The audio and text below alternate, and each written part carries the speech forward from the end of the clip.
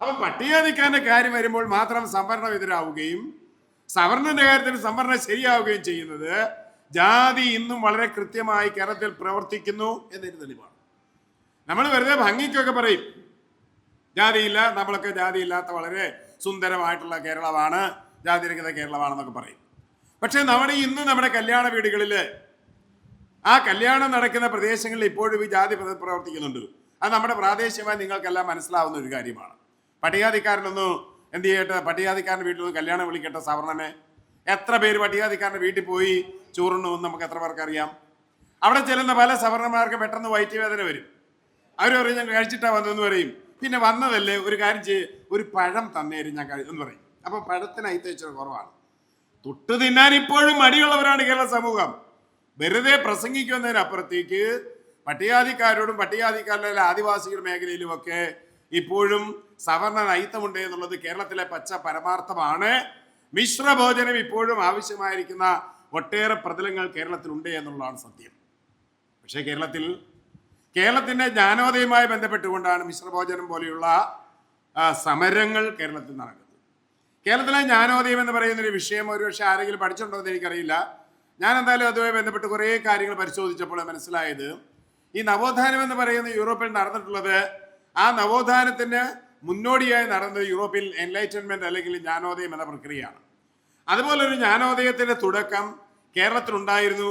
ആ തുടക്കം എന്ന് പറയുന്നത് കേരളത്തിലെ യുക്തിവാദ മിശ്രവാദ പ്രസ്ഥാനങ്ങളിലൂടെ തുടങ്ങിയതാണ്. പക്ഷേ കേരളത്തിലെ ചരിത്രകാരന്മാരൊന്നും സമ്മതിക്കുന്നില്ല. കാരണം അവരൊക്കെ സവർണ ചരിത്രകാരന്മാരായതുകൊണ്ടും അവരൊക്കെ രാജാക്കന്മാരുടെ ചരിത്രം എഴുതിയതായതുകൊണ്ടും അവരൊക്കെ പ്രത്യേകമായി ഏതെങ്കിലും രാഷ്ട്രീയ പാർട്ടിയുടെ ചരിത്രം എഴുതിയവരായതുകൊണ്ടും കേരളത്തിലെ ഈ ജ്ഞാനോദയ മണ്ഡലത്തെ ഒരിക്കലും പരിശോധിക്കാൻ തയ്യാറായിട്ടില്ല. കേരളത്തിലെ ആദ്യകാല സാഹിത്യം, മലയാളത്തിലെ സാഹിത്യം പരിശോധിച്ചാല് 15-16 നൂറ്റാണ്ടിലെ സാഹിത്യത്തെ നമ്മൾ കാമശാസ്ത്രം അല്ലെങ്കിൽ വൈശിക സാഹിത്യം എന്നാണ് പറയുന്നത്. ആ വൈശിക സാഹിത്യം എന്ന് പറഞ്ഞാൽ ശരിക്കും കൃത്യമായും വേശികളെ കുറിച്ച് എഴുതിയ കാവ്യങ്ങളെയായിരുന്നു മലയാളത്തിലെ ആദ്യകാല മഹാകാവ്യങ്ങൾ നമ്മൾ പറഞ്ഞുകൊണ്ടിരുന്നത്. അത് കഴിഞ്ഞിട്ട് പിന്നീട് 19-ാം നൂറ്റാണ്ടിന്റെ ഉത്തരാർദ്ധത്തിലാണ് കേരളത്തിൽ കുറേയധികം കവികള്, ഒരുപക്ഷെ നിങ്ങളാരും കേട്ടിട്ടില്ലാത്ത ഒട്ടേറെ കവികൾ, മരുതൂർ വിശ്വനാഥ മേനോന്, PG നായർ, കണ്ണമ്പുഴ കൃഷ്ണവാര്യർ, AC പൊന്നുണ്ണിരാജ, കല്ലന്മാരുതുടി രാവണ്യ മേനോന്, വരിക്കോൽ കേശവനുണിത്താൻ, CN കൃഷ്ണപിള്ള, T അച്യുതനാണ്ടി തുടങ്ങിയിട്ടുള്ള കുറേ കവികൾ. ഇവരൊക്കെ ഒന്നും അറിയപ്പെടുന്ന കവികളല്ല. പക്ഷെ ഇവരെല്ലാം ജാതിക്കെതിരെ കവിതകൾ എഴുതിയവരാണ്. ഇവരെല്ലാം ജാതിക്കെതിരെ കവിത എഴുതിക്കൊണ്ടാണ് കേരളത്തിലെ രംഗത്ത് വന്നത്. പിന്നീട് ജാതി വിരുദ്ധ കവിതകളിലേക്ക് വരുന്നത് പള്ളത്തുരാമനെ പോലുള്ള ആളുകളാണ്. പള്ളത്തുരാമൻ എന്ന് പറയുന്നത് പക്ഷെ നമ്മുടെ ഇവിടെ ഒന്നും അത്ര സെലിബ്രേറ്റഡ് ആയിട്ടുള്ള അല്ലെങ്കിൽ സെലിബ്രേറ്റ് ചെയ്യപ്പെടുന്ന ആളുകളല്ല ഈ പറയുന്ന കവികളൊന്നും. കാരണം എന്താണെന്നറിയാവോ? അവരൊന്നും ഒരു ജാതി സംഘടനയുടെയോ ഒരു മതപ്രസ്ഥാനത്തിൻ്റെ വക്താക്കളായി നിൽക്കാഞ്ഞത് കൊണ്ട് തന്നെ അവരെ കുറിച്ച് കൃത്യമായ ധാരണയില്ല. പള്ളത്തുരാമൻ വളരെ കൃത്യമായും ജാതി നീ യോഗക്ഷേമ പൂവിലെ പുഴുക്കുത്തോ, ജാതി നീ കേരള കേദാരക്കെടുവിളക്കോ എന്ന് പറഞ്ഞിട്ടുള്ള ഇതുമാത്രം കവിത എഴുതിയാണ് പള്ളത്തുരാമൻ. മിശ്രവാദത്തിന് വേണ്ടി അദ്ദേഹം മിശ്രകാന്തി എന്നൊരു കവിത മാത്രമല്ല, മിശ്രവാദത്തിനെ കുറിച്ചൊരു വിശദമായ കൃതികൾ എഴുതിയ ആളാണ് പള്ളത്തുരാമൻ. അതുപോലെ നമ്മുടെ പണ്ഡിറ്റ് കറുപ്പൻ കവി എന്ന നിലയിൽ അദ്ദേഹത്തിന്റെ ജാതിക്കുമ്മിയും ബാലാകലാശവും അല്ല ഉദ്യാന വിരുന്ന് പോലുള്ള കൃതികളൊക്കെ തന്നെ കേരളത്തിലെ ജാതി വിരുദ്ധ സാഹിത്യത്തില് എത്ര ഉജ്ജ്വലമായി പൊന്നു തമ്പുരാന്റെ ആളായി നിന്നുകൊണ്ട് തന്നെ തമ്പുരാനെ കൊണ്ട് ജാതിക്കെതിരായിട്ട് നടത്തിക്കാനും കൃഷ്ണാദി ആശാനെ പോലൊരാളെ വിളിച്ചു കൂട്ടിക്കൊണ്ട് കേരളത്തിലെ ആദ്യമായി കൊച്ചിയുടെ തെരുവിലൂടെ പുലയരുടെ ഒരു ജാഥ നടത്തിക്കുകയും ചെയ്ത ആളാണ് ഈ പറയുന്ന പണ്ഡിറ്റ് കറുപ്പൻ. അതുപോലെ സരസ കവി മൂലൂർ പത്മനാഭ പണിക്കറിന്റെ ആ ഗംഭീരമായ കവിതകൾ, ധാരാളം കവിതകൾ അദ്ദേഹം എഴുതിയിട്ടുണ്ട്. ആ കവിതകൾ മാത്രമല്ല, കൊടുങ്ങല്ലൂർ കുഞ്ഞിക്കുട്ടൻ തമ്പുരാന് കവി ഭാരതം എന്ന് പറയുന്ന കാവ്യം എഴുതിയപ്പോൾ അതിനെതിരെ കവി രാമായണം എന്ന കൃതി എഴുതിക്കൊണ്ട് അക്കാലത്ത് മലയാള സാഹിത്യത്തിൽ വലിയ പ്രക്ഷോഭം ഉണ്ടാക്കിയ ആളായിരുന്നു ഈ പറയുന്ന സരസകവി മൂലൂര്. അദ്ദേഹം ഒരു ജനകീയ പ്രവർത്തനായിരുന്നു. അതുപോലെ തന്നെ ബുദ്ധമത അനുയായിയായിരുന്നു.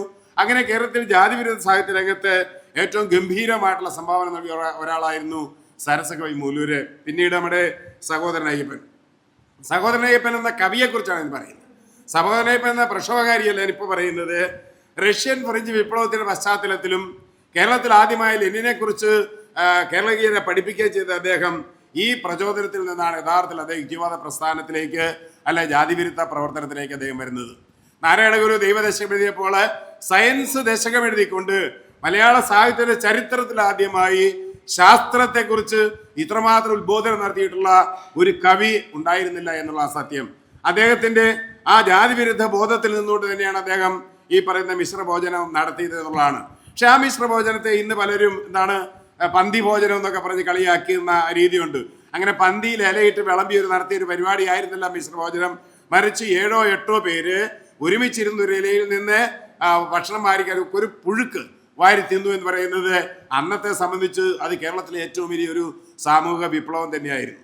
എന്ന് മാത്രമല്ല, അന്ന് കോൺഗ്രസ്സുകാരനായിരിക്കെ തന്നെ കോൺഗ്രസ് ഗാന്ധിജിയെ വരെ ചോദ്യം ചെയ്യാൻ കഴിഞ്ഞ ഒരാളാണ് സഹോദരൻ അയ്യപ്പൻ.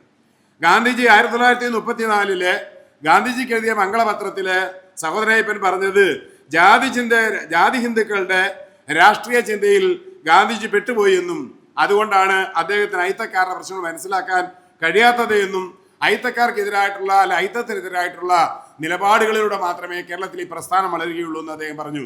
അതിനുമുമ്പ് തന്നെ ടി കെ മഹാദേവൻ കാക്കനാട് കോൺഗ്രസിലെ അയിത്ത വിരുദ്ധ പ്രമേയം അവതരിപ്പിക്കുകയും പാസ്സാകുകയും ചെയ്തതിന് ശേഷമാണ് ഗാന്ധിജി അയിത്തത്തിനെതിരായിട്ടുള്ള പോരാട്ടത്തിലേക്ക് വരുന്നത് നമുക്കറിയാം. 1929 കോട്ടയം തിരുനക്കരയിൽ നടന്ന SNDP യോഗത്തിന്റെ വാർഷികത്തിൽ വെച്ച് മദൻ മോഹൻ മാളവ്യ രാമനെ കുറിച്ച് പ്രസംഗിച്ചു. നമ്മളെല്ലാം രാമപാതയിലേക്കാണ് പോകേണ്ടത് എന്ന് പറഞ്ഞപ്പോൾ സദസ്സിൽ ഇരുന്നുകൊണ്ട് നിങ്ങൾ രാമന്റെ വഴിയിലാണ് പോകുന്നെങ്കിൽ രാവണന്റെ വഴിയാണ് ഞങ്ങളുടേത് എന്ന് പറഞ്ഞുകൊണ്ട് രാവണ കീജയ് എന്ന് വിളിക്കാൻ ധൈര്യപ്പെട്ട ആളും സഹോദരൻ അയ്യപ്പനല്ലാതെ മറ്റാരുമായിരുന്നില്ല. എന്ന് പറഞ്ഞാൽ എഴുത്തിലും മാത്രമല്ല വാക്കിലും പ്രവൃത്തിയിലും എല്ലാം തന്നെ ആ അത്തരം ജാതിവിരുദ്ധമായിട്ടുള്ള മതവിരുദ്ധമായ ഒരു നിലപാടിൽ ഉറച്ചു നിന്ന ആളായിരുന്നു സഹോദരൻ അയ്യപ്പൻ. അങ്ങനെ ആ സഹോദരൻ അയ്യപ്പനെ ഉയർത്തിക്കൊണ്ട് വന്ന മിശ്രഭോജനം പിന്നീട് നാം കാണുന്നത് മിശ്ര വിവാഹത്തിന്റെ ചരിത്രത്തിലേക്കാണ്. നോക്കിയ ചരിത്രത്തിലെ ആദ്യത്തെ മിശ്രവിവാഹം എന്ന് പറയുന്ന ആറാട്ടുപുഴ വേലായുധ പണിക്കരാണ് നടത്തുന്നത്. 1870 അദ്ദേഹത്തിന്റെ ഒരു സഹോദരിയെ ഒരു നായർ ചെറുപ്പക്കാരൻ ബലമായി കല്യാണം കഴിപ്പിച്ചു കൊടുത്തുകൊണ്ടാണ് കേരളത്തിൽ മിശ്ര വിവാഹം നടക്കുന്നത്. പക്ഷെ കല്യാണം പരാജയപ്പെട്ടു പോയി.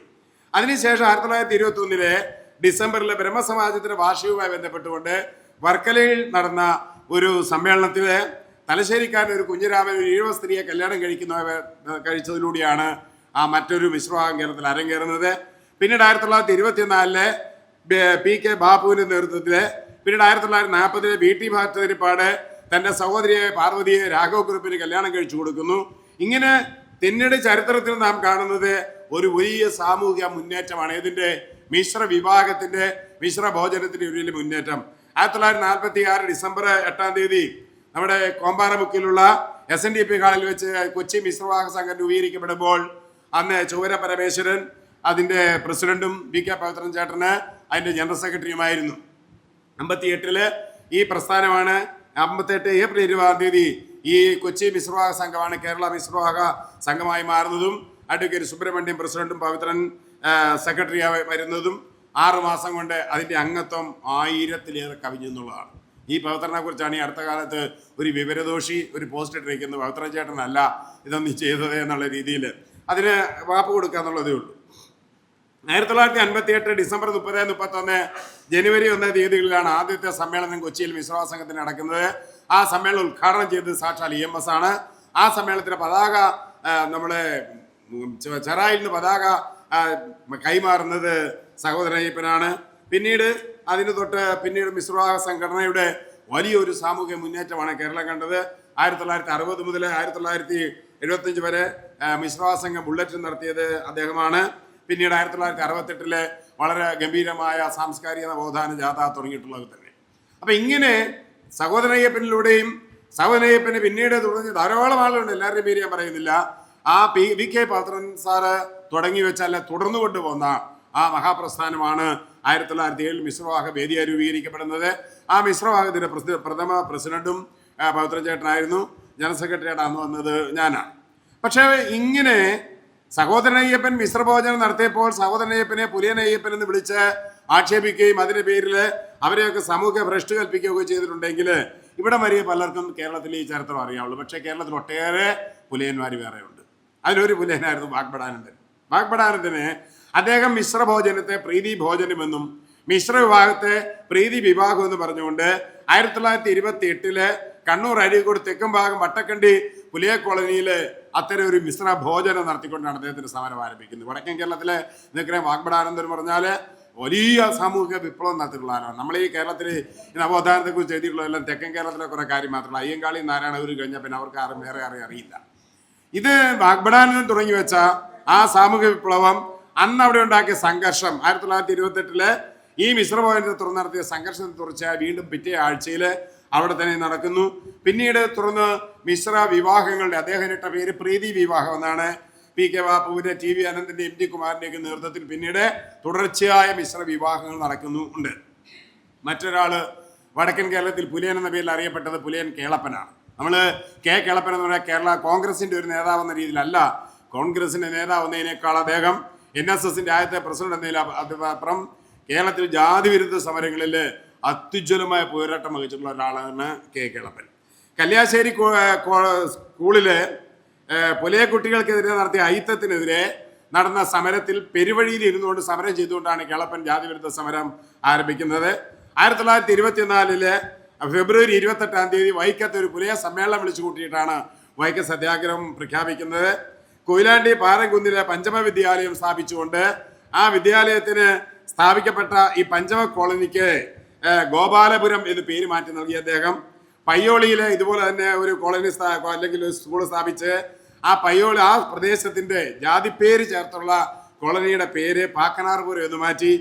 1929 ഡിസംബർ പഴയങ്ങാടിയിലെ അയിത്തവിരുദ്ധ ജാഥ, ഇങ്ങനെ ജാതിക്കെതിരായിട്ടുള്ള അയിത്തത്തിനെതിരായിട്ടുള്ള ഒട്ടേറെ സമരങ്ങൾ നയിച്ച ഒരാളെ എന്ന നിലയിൽ കേളപ്പന്റെ സമുദായം വിളിച്ചത് പുലിയൻ കേളപ്പൻ എന്നാണ്. അതുപോലെ മറ്റൊരാളായിരുന്നു കേരളത്തിന്റെ ചരിത്രത്തിലെ അത്യുജ്വലമായൊരു നായികയായിരുന്നു ആര്യാവള്ളം. വി.ടി. ഭട്ടതിരിപ്പാടിന്റെയും MRBയുടെയും പ്രേംജിയുടെയും ഒക്കെ കൂടെ നമ്പൂതിരിയെ മനുഷ്യനാക്കാൻ വേണ്ടിയുള്ള പോരാട്ടങ്ങൾക്ക് നേതൃത്വം വഹിച്ച ആര്യാവള്ളം 1931 അന്തർജന സമാജം ഉണ്ടാക്കിക്കൊണ്ട് നമ്പൂതിരിമാരുടെ ചരിത്രത്തിൽ ആദ്യമായി ബ്ലൗസ് ധരിച്ചുകൊണ്ട്, അന്ന് ബ്ലൗസ് ധരിച്ച പാർവതി മനേഴിയാണ്.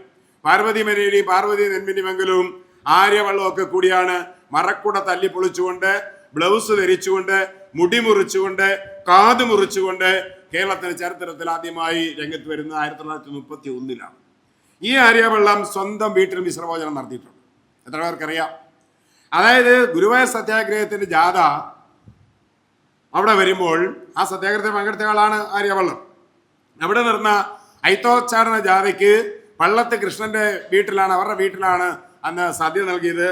ആ സദ്യയില് ഇത്രയും പേർക്ക് വ്യത്യസ്ത ജാതിയിൽപ്പെട്ടവർക്ക് ഭക്ഷണം കൊടുത്തപ്പോൾ ഭക്ഷണത്തിന്റെ ഇലയെടുക്കാൻ അവിടുത്തെ നായന്മാരായ സ്ത്രീകള്, വേലക്കാരികള്, അവരെ വിളിക്കുന്ന ഇരിക്കണമ്മമാരെന്നാണ്. ഇരിക്കണമ്മമാർ തയ്യാറാകാത്തത് കൊണ്ട് ആര്യവള്ളത്തിന്റെ ഇലയെടുക്കുകയും തുടയ്ക്കുകയും ചെയ്തു എന്നുള്ളതാണ്. ഞാൻ ഈ കഴിഞ്ഞ മാസത്തിൽ ആര്യവള്ളത്തിന്റെ ആ കോവിലകത്ത് പോവുകയുണ്ടായി. എത്ര ഗംഭീരമായ ഒരു ചരിത്രം! അതൊക്കെ ഇടിഞ്ഞു പൊളിഞ്ഞ് നശിച്ച നാമാവശേഷമാവുകയാണ്. പക്ഷേ കേരളത്തിലെ ചരിത്രത്തില് ഇത്രയേറെ ഐതിഹാസികമായ, പ്രത്യേകിച്ച് കേരളത്തിലെ സ്ത്രീജന മുന്നേറ്റത്തിന്റെ, നമ്പൂതിരിയെ മനുഷ്യനാക്കാനുള്ള സമരത്തിന്റെ മുന്നേറ്റത്തില് ഇത്രമാത്രം ജീവത്യാഗം ചെയ്ത ഒരു മഹാസ്ത്രീ വേറെ ഒരു പക്ഷം ഉണ്ടാവില്ല. അവര് ഒട്ടേറെ ദലിത് പെണ്ണുങ്ങളെ വിളിച്ചു വരുത്തി അവരുടെ കല്ലയും മാലയും പൊട്ടിച്ച് അവരെ ബ്ലൗസ് ധരിപ്പിക്കുകയുണ്ടായി. ക്ഷേത്രപ്രവേശനത്തിന് വേണ്ടി ഒട്ടേറെ പ്രദേശങ്ങളിലെ ഏറയൂരിലും പിലാശ്ശേരിയിലും കൊപ്പത്തുമൊക്കെ ദലിത് സ്ത്രീകളെ വിളിച്ചു വരുത്തി അമ്പലക്കുളത്തിൽ ഇറക്കി കുളിപ്പിച്ച് ക്ഷേത്രത്തിൽ പ്രവേശിപ്പിച്ച് ദർശനം നടത്തിച്ചു ഈ ആര്യവള്ളത്തിന് സമൂഹത്തിന് പേടിയായിരുന്നു, ഭയങ്കര പേടി. കാരണം അടിക്കേണ്ടടുത്തവർ അടിക്കുന്ന ഒരു സ്ത്രീയായിരുന്നു. അത്രമാത്രം തൻ്റെടിയായിരുന്നു ആര്യവള്ളം. ആ ആര്യവള്ളം ജാതിക്കെതിരായി മിശ്രഭോജനവും മിശ്രവിവാഹവും സംഘടിപ്പിച്ചിട്ടുണ്ട് എന്ന് പറഞ്ഞാൽ നമ്മൾക്ക് എത്ര പേർക്ക് വിശ്വസിക്കാൻ കഴിയും? അതുപോലെ മറ്റൊരാളായിരുന്നു പോത്തേരി കുഞ്ഞമ്പൂ വക്കീൽ. ഒരുപക്ഷെ പോത്തേരി കുഞ്ഞമ്പൂ വക്കീലിനെ വിളിച്ചും പലയൻ കുഞ്ഞമ്പൂ എന്നായിരുന്നു. പോത്തേരി കുഞ്ഞമ്പൂവാണ് മലയാള സാഹിത്യത്തില് ആദ്യമായി വളരെ ഗംഭീരമായ ഒരു ജാതി വിരുദ്ധ നോവൽ എഴുതിയത്. ആ നോവലിന്റെ പേര് സരസ്വതി വിജയം എന്നായിരുന്നു. ഈ സരസ്വതി വിജയം എന്ന നോവൽ എഴുതി അദ്ദേഹം അതില് സരസ്വതി എന്നതിൽ ഉദ്ദേശിക്കുന്നത് ഒരാളുടെ പേരല്ല കേട്ടോ. സരസ്വതി എന്ന് പറഞ്ഞാൽ വിജ്ഞാനം, അറിവ് എന്നാണ്. ആ വിജ്ഞാനത്തിന് വേണ്ടി, അല്ല ജ്ഞാനത്തിന്റെ വിജയം എന്നാണ് അതിന്റെ ഒരു കഥ. ഇത്രയേ ഉള്ളൂ. നിങ്ങൾ ഒരുപക്ഷെ വായിച്ചിട്ടുണ്ടാവും, ഇല്ലെങ്കിൽ വായിക്കേണ്ട ഒരു കൃതിയാണ് സരസ്വതി വിജയം എന്ന് പറയുന്ന 1892 എഴുതിയ നോവലാണ്. അതിനാണ് മരത്തൻ എന്ന് പറയുന്ന ഒരു പട്ടികജാതിക്കാരനെ ഒരു നമ്പൂരി കൊല്ലുന്നതുമായിട്ട് ബന്ധപ്പെട്ട തുടങ്ങുന്ന കഥയാണ് ഈ പറയുന്ന സരസ്വതി വിജയത്തിന്റെ കഥ. അദ്ദേഹമാണ് ദലിതർക്ക് കേരളത്തിൽ പഞ്ചമൻ എന്ന് പേരിട്ടതും പള്ളിക്കൂടം സ്ഥാപിച്ചതും പാരമ്പര്യ തൊഴിൽ വിലക്കുകയും തൻ്റെ തന്നെ ടെക്സ്റ്റൈൽസിൽ നിന്ന് ദലിത് കുട്ടികൾക്ക് വസ്ത്രം സൗജന്യമായി വിതരണം ചെയ്യുകയൊക്കെ ചെയ്തുകൊണ്ട് കേരളത്തിലെ ജാതിവിരുദ്ധ അയിത്തവിരുദ്ധ പോരാട്ടങ്ങളിൽ വളരെ നിഷ്ണാതമായി പങ്കുവഹിച്ച ഒരാളായിരുന്നു പോത്തേരി കുഞ്ഞമ്പൂവിനെയും നാട്ടുകാർ വിളിച്ചത് പുലിയൻ കുഞ്ഞമ്പൂ എന്നാണ്. ഞാൻ ഇങ്ങനെ ഒരു 4-5 പുലിയന്മാരെ കുറിച്ച് പറഞ്ഞത് അവരൊക്കെ ജാതിക്കെതിരായ നിലപാടിലെടുത്തു എന്നതുകൊണ്ടാണ് അവരേക്ക് എന്ത് ചെയ്തത്?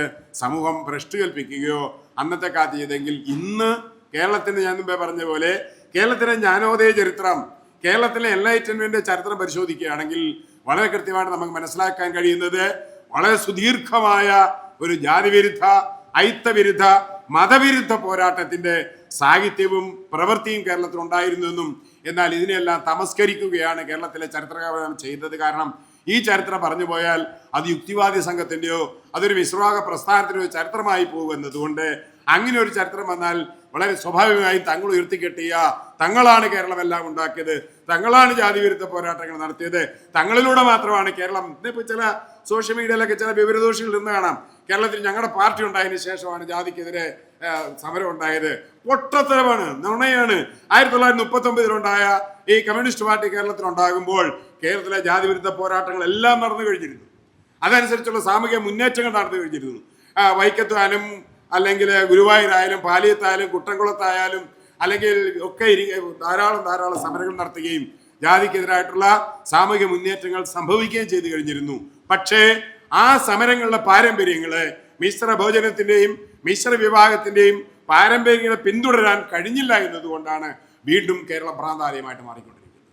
കേരളത്തിൽ ജാതി അതേപടി തിരിച്ചു വന്നിരിക്കുന്നു. ഞാൻ ആമുഖത്തിൽ പറഞ്ഞതുപോലെ കേരളത്തിലെ മിശ്ര വിവാഹങ്ങൾക്കും മിശ്ര ഭോജനങ്ങൾക്കും സാധ്യത ഇപ്പോഴുമുള്ള പ്രദേശങ്ങളുണ്ട്. അതുകൊണ്ടാണ് സംവരണത്തിനെതിരെ അവർ നിൽക്കുന്നത്, സംവരണീയർക്കെതിരെ സംസാരിക്കുന്നത്, സംവരണ വിരുദ്ധ സമരങ്ങൾ നടത്തുന്നത്, അല്ല സാമ്പത്തിക സംവരണത്തെ പിന്തുണയ്ക്കുന്നത് ഒക്കെ തന്നെ ജാതി ഇപ്പോഴും കേരളത്തിൽ പ്രതിപ്രവർത്തിക്കുന്നു എന്നതിന്റെ തെളിവാണ്.